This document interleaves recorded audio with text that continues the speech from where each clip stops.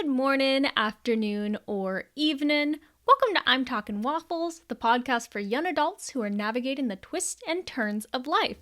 I'm your host, Ileana, and today we're going to be diving into the exciting world of hobbies. So, whether you're a seasoned hobbyist or someone who's looking to try something new or just kind of looking for hobbies to branch out to, this is the episode for you. So, as you may be aware, I did take a little midsummer break, and what happened, I was like, usually I take like my vacation in like the summertime, but I'm actually taking my vacation in October this year. And it was like the midsummer. I'm like, why am I so tired? Like, what's going on? And then I realized it's like, I haven't taken my vacation yet. And I was like, okay, well, I'm going to book my vacation. I booked it for October. It's going to be so much fun. I'm going to be staying in this cute little tiny little house in the middle of like nowhere with all these beautiful trees and the peak of October. Oh, it's just going to be so cool. I'm really excited. It's going to be zebra. There's a zebra there for some reason. I don't really know. But there's also alpaca, and I might go horseback riding. So it's going to be fun. I'll make sure to update you on that. So yeah, taking the midsummer break has been really great. And I'll probably do that next year as well. Just, it's nice to kind of like, take a break during the summertime. So I had more time to focus on enjoying the summertime, exploring, hanging out with friends and all that. So I am very happy to be back though. It was a nice break, but we are back and I'm really excited. So let's just jump right into this week's episode.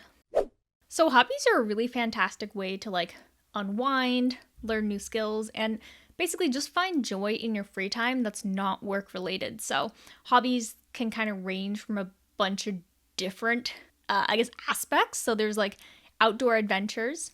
There's like more artsy kind of creative stuff. There's collecting, there's creating, like there's so many hobbies. In fact, my manager says that he is a serial hobbyist, and it's true. Like his hobbies are all over the place, from like rock climbing to astronomy to like specific coffee brewing and like all that. So I just thought it was kind of like a great idea. Like, let's talk about different hobbies and maybe kind of give you some inspiration to kind of embark on your own hobby journey. Because I think as a young adult, this is like a really great time to really branch out and have fun. Because like, if you don't like a hobby, that's fine. You tested it out. Maybe it's not for you.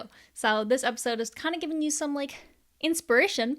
And it's really timely because I found a new hobby too. And I'm like, oh my goodness, I'm going to tell you all about it. So I've always been the kind of person who likes to collect stuff. I'm more on like the creative end of the hobby world. I do enjoy like, I don't know if you can count hiking. I guess you can count hiking as a hobby. But my hobbies aren't really like as outdoorsy. Like sure, I like to go on walks and all that. Like I like to go to the gym and stuff. So I have some like fitness related hobbies, but the majority of them are creative pursuits. So this is like acrylic paint, watercolor paint, oil paint, which I still want to do, but I just have not done it yet, but it's on my list of hobbies. Bullet journaling, digital art, reading, writing, all of that kind of fun creative stuff. Oh, I also sew and knit. Haven't done that in a while, but like just to kind of give you an idea of some of the stuff that I did do and have done. But my newest hobby that I'm really hyped about is creating miniatures. So it all started with this book nook. And a book nook is basically like a cool decorative piece that goes in between your books on your bookshelf. And it's usually like you look into it and it's kind of like stuff is happening in there. So I got this ad on Instagram, of course, because that's where Instagram finds me. And I buy so many things from Instagram. And I was like, this looks super cool. So I ordered it. And honestly, the shipping was great because it came in like less than a week. And so I started working on it. And the one that I did was kind of like a spooky apothecary. And it had all these teeny tiny pieces, like teeny tiny books, teeny tiny cats, teeny tiny like picture frames, teeny tiny like little bottles or teeny tiny, just really everything was teeny tiny and it was amazing. So I had like these little tweezers and some super glue and I just followed along the instructions. It took a really long time to finish. I would say probably a couple months, but it was so much fun. I really loved it. And at the end of it, I had this beautifully made like book nook and it even glows. Like there was like some lights and stuff that I got attached. So I like press a button and boom, it lights it up. And I'm like, whoa, this is so cool. So I was like, what else can I do like in the miniature realm because I always enjoyed miniatures. One of my brothers has like those D&D miniatures, and I've painted a couple of them a long time ago, and he paints them. And so my sister also does miniatures. She does like miniature doll houses. So maybe it's something in our blood. I don't know. But I was like, what else can I do that's miniature related? Like, what I really like about miniatures is that, well, not only are they cute and they're fun to build, but also they are obviously miniature, which means they don't take up a lot of space. And that's something I've been kind of struggling with recently in my current like apartment, is that we don't have unlimited space. Like, it's not a house, there's no storage, it's like an apartment with one bedroom. So, and the rest of it's like open concept. So we don't really have a lot of room. And so I want to make sure like my hobbies, I still get to have hobbies that I enjoy, but I'm not like taking up all the real estate, you know? And so I discovered these little miniatures. They're called Miniverse. And I started making some TikTok videos on them, just me making them. And they're so fun because they basically come with everything you need. And what I do after I create them is I turn them into fridge magnets. So my fridge is full of these nice little like mini donuts or little mini lemonade strawberry drink or mini like fruit tarts and mini pizza. So it's been, oh, a mini turtle too. I made this really cute mini turtle. It was so cute. And so it just comes with all the pieces, and then you just like, you build it, and it has like resin. So you use the UV light to like, to cure it. And so it's been a lot of fun, and I really love it. It's great. So that's kind of like one of my new hobbies that I wanted to share with you because it's really fun. And I don't know, maybe like this is going to inspire you to be like, oh wow, like I like miniature thins. Maybe I want to build a miniature thin. So I call them mini thins just because like I think it's cute. And I have so many. I have like 24 of them that I've built. So yeah, that's pretty much kind of like my tale. So what I wanted to do next in this kind of like next segment of the episode is to give you some tips that you can use to start a new hobby, because it's easy to just be like, oh, this looks cool, and then spend like $500 on it and then realize you don't like it.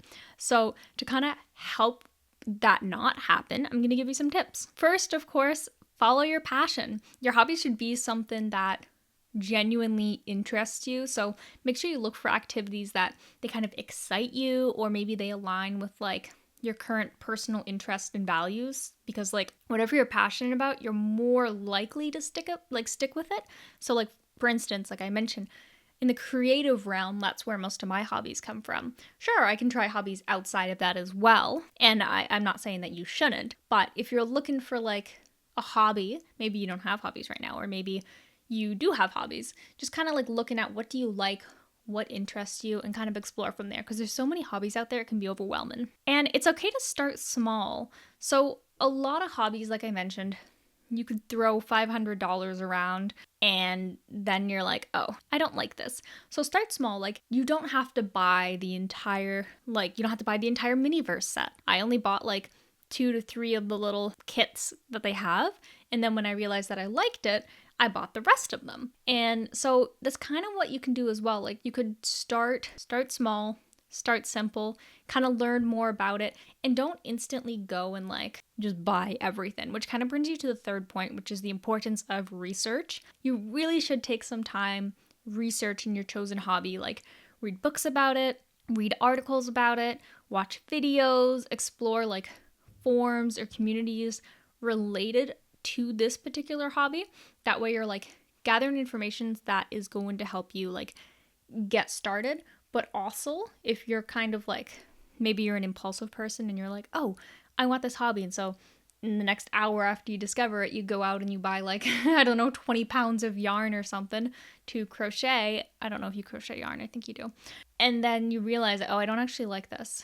And so I would say like, make sure you take research and set a kind of like time frame. For me, when it came to the miniatures, I spent an entire week doing research, and I told myself like, if I still want it in a week, then I can do it, because like I have a lot of hobbies already, and hobbies can get expensive, so making sure it's something you actually really want to do is really important. Next up, set clear goals. Defining like goals and expectations for your hobby is important, because you want to understand like, what do you want to get out of it? Do you want to become like really good at it? Do you want to use it as like a creative outlet of sorts? Or do you just kind of like want to have fun with it? Having clear objectives is really good, because it's going to keep you motivated and aligned with like what this hobby is kind of fulfilling for you. For me, it's creative outlet as well as just simply having fun. Like, it doesn't have to be perfect. It just has to be fun. And speaking of perfect, practicing patience is really important because you're not going to become an expert at this hobby overnight. Like, learning a new hobby is going to take a lot of time and you're going to encounter like a lot of challenges. So it's important to like be patient with yourself and enjoy the learning process. And I say like, oh, like it doesn't have to be perfect, but honestly, like I know that's true, but it is still hard to accept it. But it's just kind of part of learning and part of the fun of enjoying the hobby because you can watch your progress as you get better. So this kind of ties into like documenting your progress if you want. You could keep a journal, you could take photos, you could compare like some of the old miniatures you made to the new miniatures you made, or some of the Palmer clay little guys that you made versus like the newer ones. So tracking progress can really help because that can be like a motivator and you can really see like how far you've come if that's important to you. Also, don't forget to celebrate. Like when you like achieve some kind of milestone or you complete the project, like my book nook took like months, like I mentioned. And so make sure you celebrate that because that's amazing. Like you've completed your project, or maybe you reached a new skill level, like in The Sims when your sim is like, oh, like now you can paint better.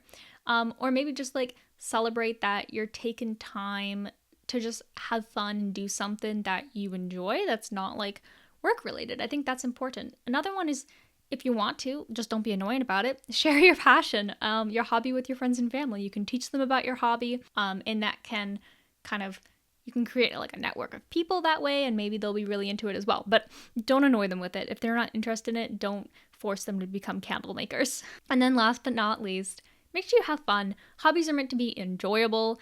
So having fun and experimenting, and don't take it too seriously because the hobby should be like your pretty much like number one source of joy and relaxation in your life. Like that's the point of your hobby, unless like you had other goals aligned with it, but hobbies should be fun. So if it's stressing you out, I'm not saying that hobbies won't stress you out because sometimes, to be honest, they do.